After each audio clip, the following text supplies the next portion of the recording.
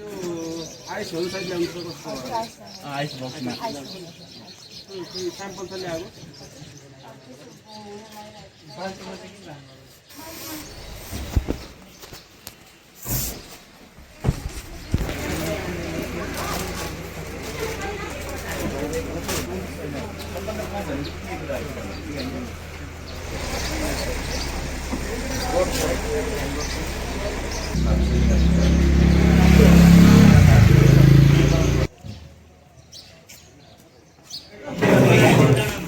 यो त मेरो लागि भन्नु भयो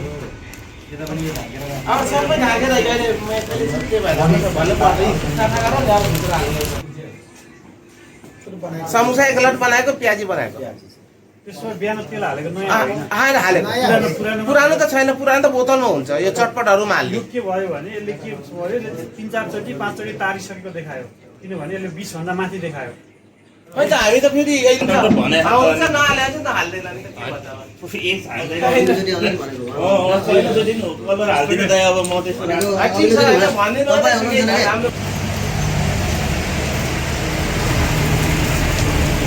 यो गाउँपालिकाको हो नि यो हैन उच्च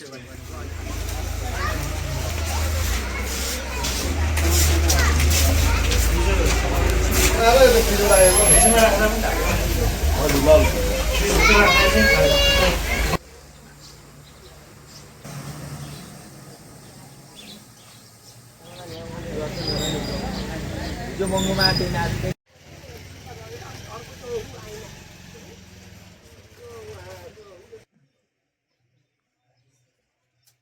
सही दाइ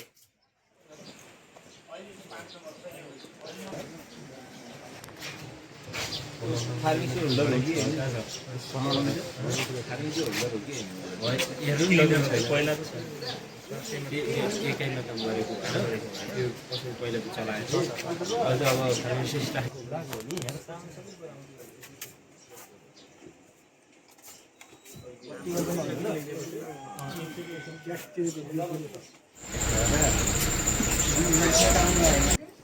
नमस्ते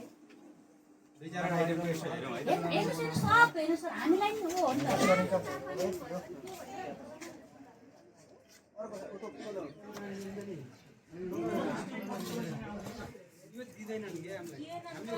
नि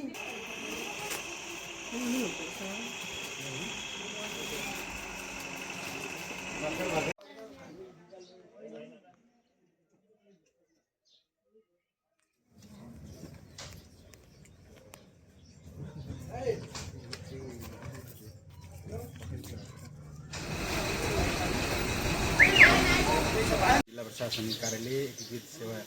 कार्यालय खाद्य प्रविधि तथा गुण नियन्त्रण डिभिजन कार्यालय बागलुङबाट हाम्रो अधिकृत प्रतिनिधि सर आइकन हामीले नागरिकको दरबाङ बजार अनुगमन विशेष गरी हामीले सचेतीकरण कार्यक्रम पनि गरेका छौँ।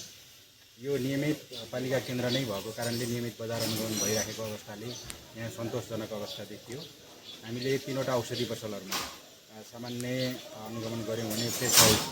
6वटा रेस्टुरेन्टहरू 10वटा यो ब्रेड आइसक्रिम लगायतका उद्योगहरू गरिकन 4वटा अनि बाँकी चाहिँ खाद्य पसलहरू गरिकन 50 हाराहारीको पसलहरूमा हामीले अनुगमन गर्दा अवस्था सन्तोषजनक देखिएको छ। केही मिठाई पसलहरूमा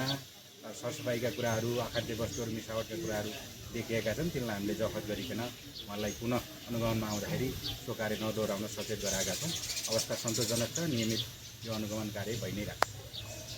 छ।